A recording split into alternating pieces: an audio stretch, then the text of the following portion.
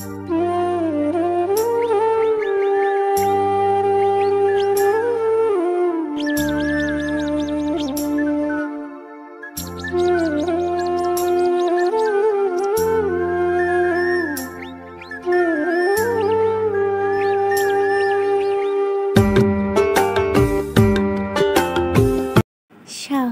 মলিনতা ছেড়ে গ্রামের স্নিগ্ধতার টান মানুষের চিরকালের।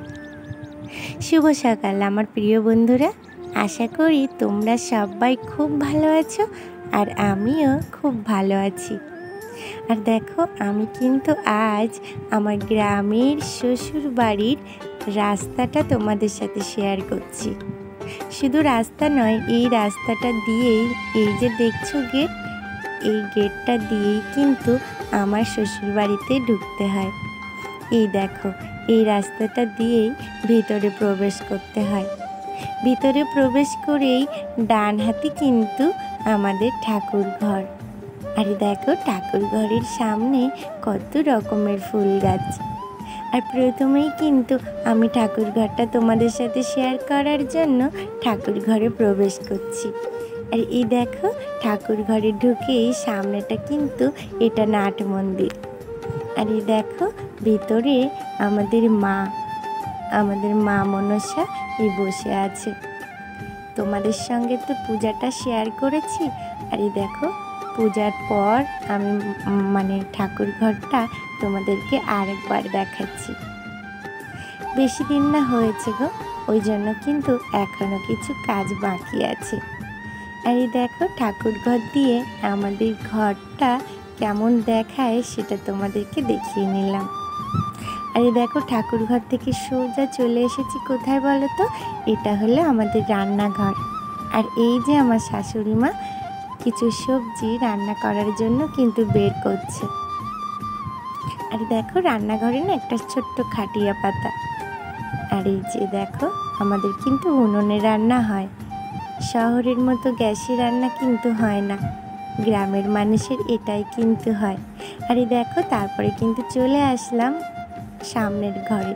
আর এটা হলো আমার শ্বশুরমশাইয়ের ঘর। এখানে বইপত্র বেশি থাকে। এই দেখো, শোকেসটাতে দেখছো কত বই, সামনে টেবিলের উপরেও অনেক বই। একটু এলোমেলো করা আছে, কারণ এই যে পূজা এসছে না, এই জন্য অনেক কিছু জিনিসপত্র এই ঘরে কিন্তু রাখতে হয়েছে। তারপর দেখো, বাবার ঘর থেকে বেরিয়ে চলে আসলাম কোথায় বলো তো? কলপাড়টা একটু দেখিয়ে নিচ্ছি। মানে রান্নাঘর আর বাবার ঘরে ওঠার মাঝেই কিন্তু কলপাড়। আর দেখো, কলপাড়ের পাশে এই দেখো পিছনটা কিন্তু বাগান, কচু গাছ, আরও অনেক প্রকারের সবজি কিন্তু বাগানে লাগানো আছে। এই দেখো কি সুন্দর লাগছে না বলো? আর এই দেখো, পাশে কিন্তু জ্বালানির জন্য ছোট্ট একটা খুব চালা মতো করা, এখানে সারা বছরের জ্বালানিটা মজুত করা থাকে। আর এই দেখো, একবার পুরো বাগানটা আমি তোমাদের দেখিয়ে নিলাম। তারপরে চলে আসলাম, এটা আমার ভাসুর দাদার ঘর। এই দেখো, এই যে এটা হলো আমার ভাসুরের ঘর।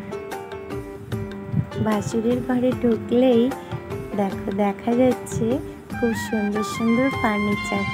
এগুলো না আমার জায়ের বিয়েতে আমার যা তার বাপের বাড়ি থেকে পেয়েছিল। এই দেখো, এই যে হলো আমার ভাসুরের খাট, আর ওই যে আলমারি, এগুলো হচ্ছে আমার জায়ের।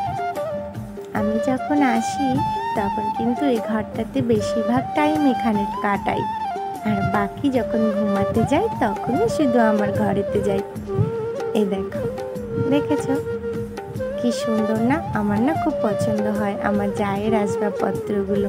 না বলবো না আমারগুলো পছন্দ হয় না, তা না, কিন্তু ওরগুলো যেন একটু বেশি ভালো। এই দেখো, এটা হলো পুরোটা আমার ভাসুরের ঘর। আর এইবার চলে যাচ্ছি কোথায় বলো তো? এটা হলো আমার ছোট্ট ঘর। এই দেখো, এইটা আমার শোকেস। আর এই দেখো কত সবজি আনা, সব বাজার করা, এগুলো কিন্তু পূজার জন্য। এই দেখো, সব বাজার করা আছে। আর এই শোকেসটা শুধু আমি নিয়ে যাইনি, আর সব কিছু কিন্তু আমি নিয়ে চলে গেছি। আর এই ছোট্ট একটা ঘাটি আমার এখানে পাতা আছে, আমরা এই খাটিয়াতেই কিন্তু ঘুমাই। এই দেখো, যখন আসি এই ঘরটাতে এই খাটিয়ার উপরে ঘুমাই। তো আমার ইচ্ছে হলো সব কিছু তোমাদের সাথে শেয়ার করার। জানো, আমার শ্বশুরবাড়ি গরিব হতে পারে, কিন্তু অনেক রকমের শান্তি শ্বশুরবাড়িতে কিন্তু থাকে। এই দেখো, আমার ঘর থেকে বেরিয়েই যে বারান্দাটা, সেটা কিন্তু একবার দেখিয়ে নিলাম। এই পুরো ঘরটা আমার ঘর থেকে দেখালে পুরো বোঝা যায়।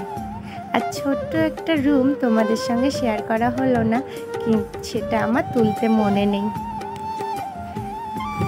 আর এই দেখো, আমাদের রান্নাঘর থেকে বেরিয়ে রান্নাঘরের সামনে কিন্তু ছোট্ট একটা বারান্দা। আর এই সামনে দেখো কতগুলো উনুন করা। এই উনুনগুলোতে কিন্তু রান্না পূজার সময় রান্না হয়, তোমাদের সাথে এর আগে কিন্তু শেয়ার করেছি। আর এই দেখো, পুরো জায়গাটা তোমাদের সাথে শেয়ার করা হয়ে গেল। আর এই দেখো, এটা হলো আমাদের মন্দির, বাইরে থেকে কেমন দেখায় সেটাও দেখালাম। আর পাশে এটা দেখছো, এটা কিন্তু কালী মন্দির। বছরে একবার করে এখানে পূজা হয় আর খুব মেলা হয় এখানে, জানো তো। এরপরে যখন আসবো তোমাদের সাথে মেলাটাও শেয়ার করব। আর দেখো, মন্দিরটা কিন্তু পুরোপুরি এখনো কমপ্লিট হয়নি, তাই এমন দেখাচ্ছেন। পুরোপুরি কমপ্লিট হলে না খুব সুন্দরই দেখাবে কিন্তু। যাই হোক, আর কিন্তু ব্লগটা আমি বেশি বড় করছি না।